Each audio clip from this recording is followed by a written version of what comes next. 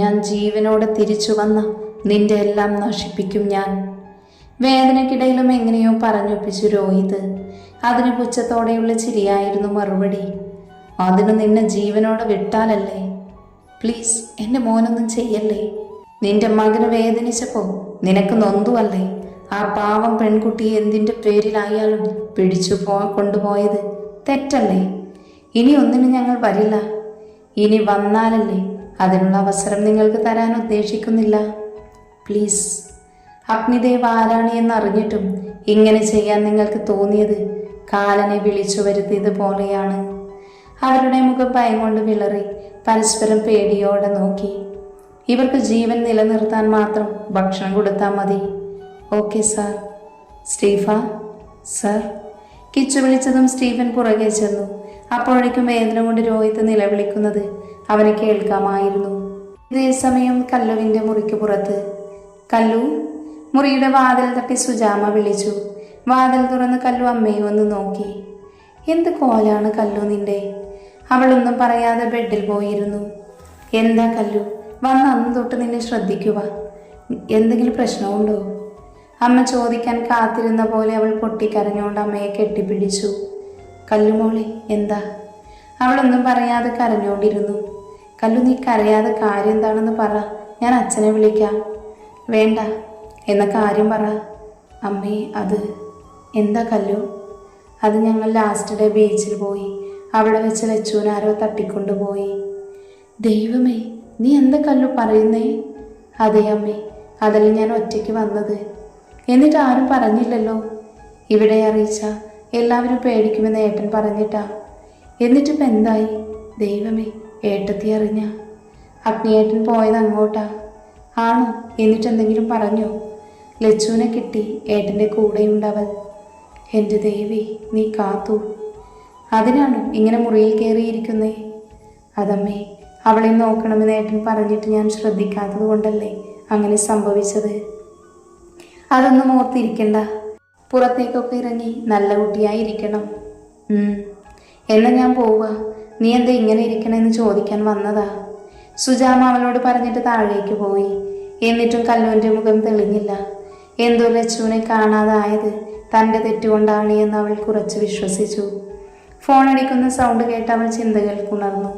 ടേബിളിന് മുകളിൽ നിന്ന് ഫോൺ എടുത്ത് നോക്കിയപ്പോൾ ആദു കോളെ എന്ന് കണ്ടതും അവൾ അറ്റൻഡ് ചെയ്തു. ഹലോ. ആ, എന്താ കല്ലു, ഒരു മൂഡ് ഓഫ് പോലെ? ഏയ് ഒന്നുമില്ല. എന്തോ ഉണ്ട്. ഇല്ലെങ്കിൽ ഇങ്ങനെ ആയിരിക്കില്ല നീ സംസാരിക്കുക. അത് ലച്ചുവിനെ കാണാതായതിനെ പറ്റി ആലോചിച്ചിരുന്നതാ. അവളെ കിട്ടിയല്ലോ, ഇനിയും അത് ഓർത്തിരിക്കല്ലേ കല്ലു. എനിക്കെന്തോ പറ്റണില്ല. ഞാൻ കാരണമല്ലേ? നീ എങ്ങനെ കാരണമാകും? സംഭവിക്കാനുള്ളത് സംഭവിച്ചു. അത് നിന്റെ തലയിൽ കൊണ്ടിടുന്നത് എന്തിനാ? ഏട്ടൻ എന്നെ അവളെ നോക്കണമെന്ന് പറഞ്ഞതല്ലേ? എൻ്റെ കല്ലു, നിന്റെ ഒരു കാര്യം. നമ്മൾ ശ്രദ്ധിച്ചല്ലേ നടന്നത്. എന്നിട്ടും ഇങ്ങനെ ഉണ്ടായി.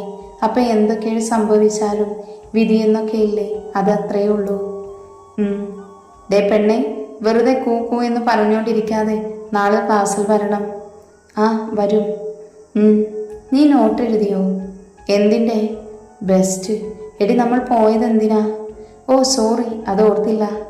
നന്നായി പോയി, എഴുതാൻ നോക്ക്. അല്ല, നീ എഴുതിയോ? ഞാനത് കഴിഞ്ഞാൽ നിന്നെ വിളിച്ചേ. ആണോ? എടി മായയെ വിളിച്ചോ? അവൾ എഴുതിയോ? ആ വിളിച്ചായിരുന്നു. അപ്പോൾ നിങ്ങളുടെ കഴിഞ്ഞു അല്ലേ? പിന്നെ അതൊക്കെ എപ്പോഴേ കഴിഞ്ഞു. എന്ന് ഞാൻ പോയി എഴുതട്ടെ. Okay bye. ഫോൺ വെച്ച് നോട്ട് എഴുതാൻ തുടങ്ങി അവൾ. അഗ്നിയും ലച്ചുവും ഫുഡ് കഴിച്ചു കഴിഞ്ഞ് ചുമ്മാ കറങ്ങി നടക്കുവാണ്. ഈവനിങ് ആയപ്പോൾ ബീച്ചിൽ പോകാമെന്ന് തീരുമാനത്തിലെത്തി. മരങ്ങൾക്കിടയിലുള്ള ബെഞ്ചിലിരുന്നു അവൾ. ശ്രീ. അവൻ്റെ തോളിൽ ചാരിരുന്ന് കടലിൽ നോക്കിയിരിക്കുവാണ് പെണ്ണ്. എന്താ ആലോചിക്കുന്നേ? ഒന്നുമില്ല. എനിക്ക് തോന്നുന്നില്ല. എന്തോ ഉണ്ട്. നീ എന്താലോചിച്ചിരിക്കുക എന്ന് ഉറപ്പാണ്. അത് പറ. ദേവേട്ട, അയാൾ എന്ത് ചെയ്തു? ആരെ? എന്നെ കൊണ്ട് പോയില്ലേ അയാളെ? ഞാനൊന്നും ചെയ്തില്ല. അത് ഞാൻ വിശ്വസിക്കില്ല. സത്യമാണ് പെണ്ണേ. ആണോ? അതെ, ഒന്നും ചെയ്തില്ല. വെറുതെ വിട്ടോ? വെറുതെ വിട്ടിട്ടില്ല. പിന്നെ സമയമുണ്ടല്ലോ. എനിക്ക് മനസ്സിലായില്ല. തൽക്കാലം ഇത്രയും അറിഞ്ഞാൽ മതി. ഇപ്പം നമ്മൾ വന്നത് അത് പറയാനല്ലല്ലോ. കുറച്ചു നേരം വെറുതെ നോക്കിയിരുന്നു. അഗ്നിയുടെ ഇടത് കൈ അവളുടെ ഇടുപ്പിലായി പിടിച്ച് അടുത്തേക്ക് ചേർത്തു. അവൾ മുഖം ഉയർത്തി അവനെ നോക്കി. എന്തി? ലച്ചു പിന്നെയും കടലിൽ നോക്കിയിരുന്നു. ഐസ്ക്രീം വേണോ? ആ വേണം. എന്നാ വാ. അവളുടെ കൈ പിടിച്ച് ഐസ്ക്രീം വാങ്ങിക്കാൻ പോയി. നിനക്കേതാ വേണ്ടേ? സ്ട്രോബെറി. 2 സ്ട്രോബെറി വാങ്ങി തിരിച്ചങ്ങോട്ട് തന്നെ നടന്നു. ലച്ചു ഇരുന്ന് ഐസ്ക്രീം കുറച്ച് കഴിച്ചു. അപ്പോൾ തന്നെ അഗ്നി അത് വാങ്ങി അവൻ കഴിച്ചത് അവൾക്ക് കൊടുത്തു. അവൾ കണ്ണുമിഴിച്ച് അവനെ നോക്കി. അവൻ കള്ളച്ചിരിയോട് അവൾ കഴിച്ചത് കഴിച്ചു. ലച്ചുവിൻ്റെ മുഖം ചുവന്നു വന്നു. അവനെ നോക്കാതെ അവൾ ഐസ്ക്രീം കഴിച്ചു. അത് കഴിഞ്ഞതും രണ്ടുപേരും കടലിൽ ഇറങ്ങി. അവൻ്റെ കൈ പിടിച്ച് കുറച്ച് സമയം അവിടെ നിന്നു. പോകാം. ആ. അവിടുന്ന് നേരെ ഫുഡ് കഴിക്കാൻ കയറി. ഹോട്ടലിലെത്തിയപ്പോൾ ലച്ചുവിന് ഫ്രഷ് ആകാൻ കയറി. അവളെ ഒന്ന് നോക്കിയിട്ട് ഫോൺ എടുത്ത് കിച്ചനെ വിളിച്ചു. അവൻ ബാൽക്കണിയിലേക്ക് പോയി. ഹലോ കിച്ചു, എന്തായി? ഇത്രയുമായിട്ടും അവൻ്റെ പത്തി താണിട്ടില്ല. വേണ്ട, അവൻ അഹങ്കരിക്കട്ടെ, ഞാൻ വന്നിട്ട് കൊടുക്കാം. അവൾ ഓക്കെ ആയോ? കുഴപ്പമില്ല, നാളെ ഇവിടുന്ന് തിരിക്കും. അത് നന്നായി. അവളുടെ ക്ലാസ് കളയണ്ട. കല്ലു മൂഡ് ഓഫാണ്. ഞാനൊന്ന് സംസാരിച്ച് ഓക്കെ ആയിട്ടില്ല. ഞാൻ വന്നിട്ട് സംസാരിക്കാം. ആ എന്നാൽ ശരി. Okay, good night. അവൻ കോള് കട്ട് ചെയ്ത് സ്റ്റീഫിന് മെസ്സേജ് ചെയ്തു. റിപ്ലൈ കിട്ടിയതും അവനിൽ വന്യമായ ചിരി വിരിഞ്ഞു. പുറകിൽ നിന്ന് ലച്ചു കെട്ടിപ്പിടിച്ചപ്പോഴാണ് അവൻ മനസ്സറിഞ്ഞൊന്ന് ചിരിച്ചത്. ദേവേട്ടാ, എന്തോ? ഫ്രഷ് ആകുന്നില്ലേ? ഞാൻ കിച്ചുവിനെ ഒന്ന് വിളിച്ചതാ. എന്തു പറഞ്ഞു? ജസ്റ്റ് ഒഫീഷ്യൽ കാര്യങ്ങൾ. നാളെ നമുക്ക് പോകണം. നാളെ പോകണോ? എന്തേ പോകണ്ടേ? അവൾ പുറകിൽ നിന്ന് മുമ്പിലേക്ക് വലിച്ചു നിർത്തി ചോദിച്ചു അവൻ. അവൻ്റെ മുഖത്തേക്ക് നോക്കിയിട്ട് നെഞ്ചിൽ ചേർന്നു നിന്നു. വേണ്ട, അത് പറ്റില്ല. എക്സാം വരാറായി. അതുകൊണ്ട് ക്ലാസ് കളയാൻ പറ്റില്ല. എക്സാം കഴിഞ്ഞ് ഫ്രീ ആകുമ്പോൾ നമുക്ക് ട്രിപ്പ് പോകാന്നേ. എന്താ, സന്തോഷമായില്ലേ? ആയി. പക്ഷേ അത് മുഖത്ത് കാണുന്നില്ലല്ലോ. അതൊക്കെ ഉണ്ട്. ആണോ? എന്നാലേ എക്സാം കഴിഞ്ഞ് നമുക്ക് ഹണിമൂണ് പോകാം. അവൾ കണ്ണു വിടർത്തി അവനെ നോക്കി. അവൻ ചിരിയോടെ അവളുടെ ചുണ്ടുകൾ നുണഞ്ഞു വിട്ടു. ഞാനേ ഫ്രഷായിട്ട് വരാം. ഇവിടെ ഇങ്ങനെ നിന്നാലേ ശരിയാവില്ല. നിന്നെ മൊത്തത്തിലങ്ങ് കടിച്ചെടുക്കും ഞാൻ. അതിനാണ് എനിക്ക് തോന്നുന്നത്. അവളെയും കൊണ്ട് അത് പറഞ്ഞ് അകത്തേക്ക് കയറി. അവളുടെ മുഖം ചുവന്നു തുടുത്തു. അവൾ ബെഡിൽ പോയി കിടന്നു. അവൻ ഫ്രഷാകാനായി പോയി. ആ സമയം അവളുടെ മുഖത്ത് നാണത്താൽ ഒരു ചിരി വിരിഞ്ഞിരുന്നു. കുറച്ച് സമയം കഴിഞ്ഞ് അവൻ ഫ്രഷായി വന്നു. അവൾക്കടുത്തേക്ക് കിടന്നു. അവളെ നെഞ്ചിലേക്ക് ചേർത്ത് പിടിച്ചു. നെറ്റിയിലൊന്ന് മുത്തി കണ്ണടച്ചവൻ. അവൻ്റെ നെഞ്ചിലെ ചൂടിൽ അവൾ മയങ്ങിപ്പോയിരുന്നു. ആ സമയം രണ്ടുപേരും മയക്കത്തിലേക്ക് വീണു. പിറ്റേന്ന് ഫ്രഷായി പുറത്തേക്ക് വന്നപ്പോൾ ലച്ചു ഡ്രസ്സെല്ലാം പാക്ക് ചെയ്യുന്നതാണ് അവൻ കാണുന്നത്. കഴിഞ്ഞോ?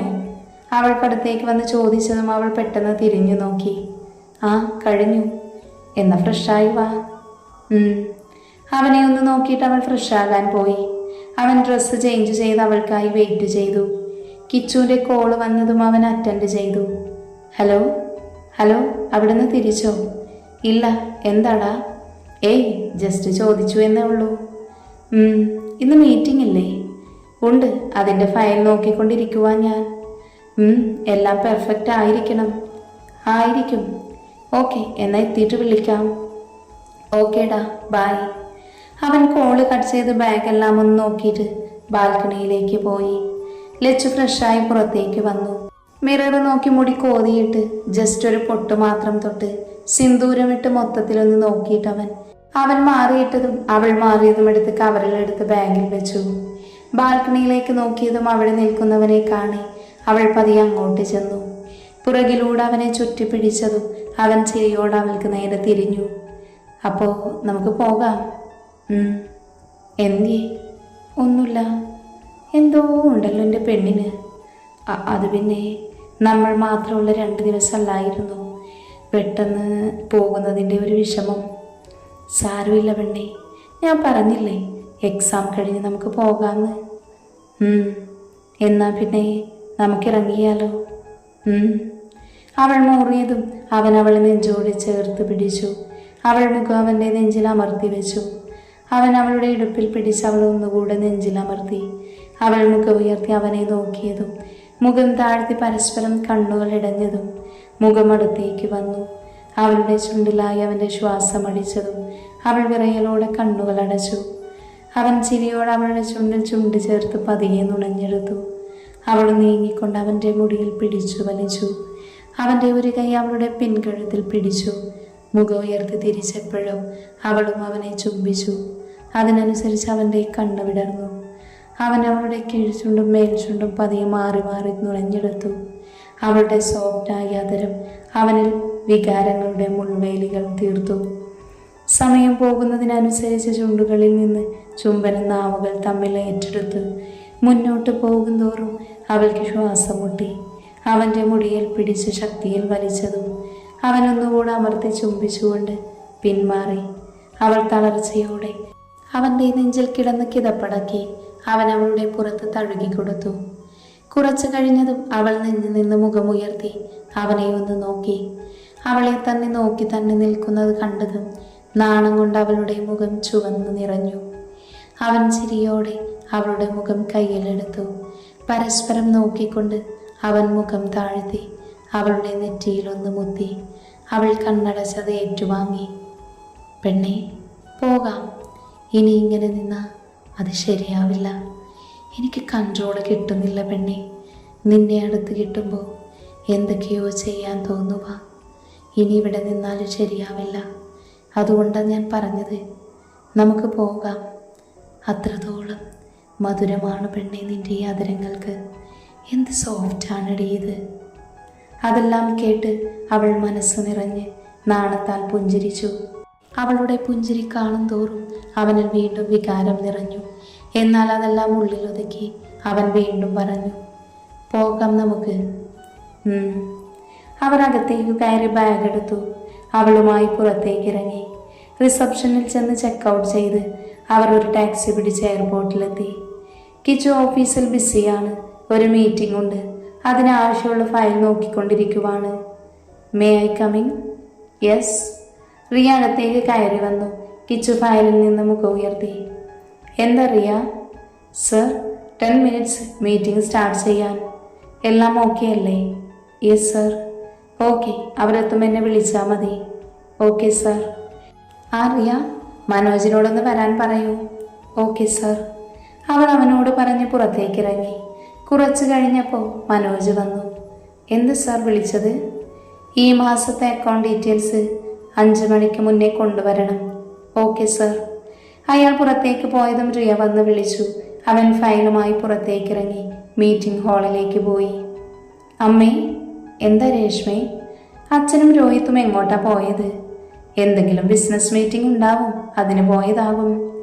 പറയാതെ പോകാറുണ്ടോ അവർ? അങ്ങനെ ഉണ്ടാകാറില്ല. നാളെ കൂടെ നോക്കിയിട്ട് നമുക്ക് കമ്പനിയിൽ വിളിച്ച് അന്വേഷിക്കാം. ഞാനെന്നാ പോയി കിടക്കട്ടെ, ഒരു ക്ഷീണം പോലെ. ശരി അമ്മേ. അമ്മ പോയതും അവൾ ഫോണെടുത്ത് ആരൊക്കെയോ കോൾ ചെയ്തു. ബേബി? ആ, ഞാൻ വരാം. അവൾ ഫോൺ കട്ട് ചെയ്ത് മുറിയിലേക്ക് പോയി. മുട്ടിന് മുകളിൽ നിൽക്കുന്ന ടൈറ്റായിട്ടുള്ള ഡ്രസ്സാണ് അവൾ ഇട്ടത്. മുടി അഴിച്ചിട്ട് റെഡ് കളർ ലിപ്സ്റ്റിക് ഇട്ട് മൊത്തത്തിൽ കണ്ണാടിയിലൊന്ന് നോക്കിയിട്ട് അവൾ പുറത്തേക്ക് ഇറങ്ങി. താഴേക്ക് വന്നതും അമ്മയുടെ മുറിയിലേക്കൊന്ന് നോക്കി. പിന്നെ എന്തോ ഒന്ന് ഓർത്ത പോലെ അങ്ങോട്ട് നടന്നു. ഡോറ് തുറന്ന് അകത്തേക്ക് കയറി അവൾ. അമ്മേ? ആ, ഞാനൊന്ന് പുറത്തേക്ക് പോകുക. ആണോ? നേരത്തെ വരണേ. ശരി അമ്മേ. അവൾ വേഗം പുറത്തേക്ക് ഇറങ്ങി കാറെടുത്ത് ഹോട്ടൽ താജിലേക്ക് വണ്ടി വിട്ടു. കുറച്ച് സമയത്തിനു ശേഷം അവൾ അവിടെ എത്തി. അകത്തേക്ക് കയറി റൂം നമ്പർ ചോദിച്ചു. അവർ പറഞ്ഞതും അവൾ 2nd ഫ്ലോർ ലക്ഷ്യമാക്കി നടന്നു. റൂം നമ്പർ 136 എത്തിയതും അവൾ ഡോറിൽ തട്ടി. ആ വാതിൽ തുറന്നതും അവൾ അകത്തേക്ക് കയറി അവനെ കെട്ടിപ്പിടിച്ചു. പിന്നെ അങ്ങോട്ട് അവരുടെ കാമമടക്കാൻ നോക്കുകയായിരുന്നു. അവിടെ സ്നേഹമോ പ്രണയമോ ബന്ധമോ ഇല്ല, കാമം മാത്രമായിരുന്നു ഉണ്ടായിരുന്നത്.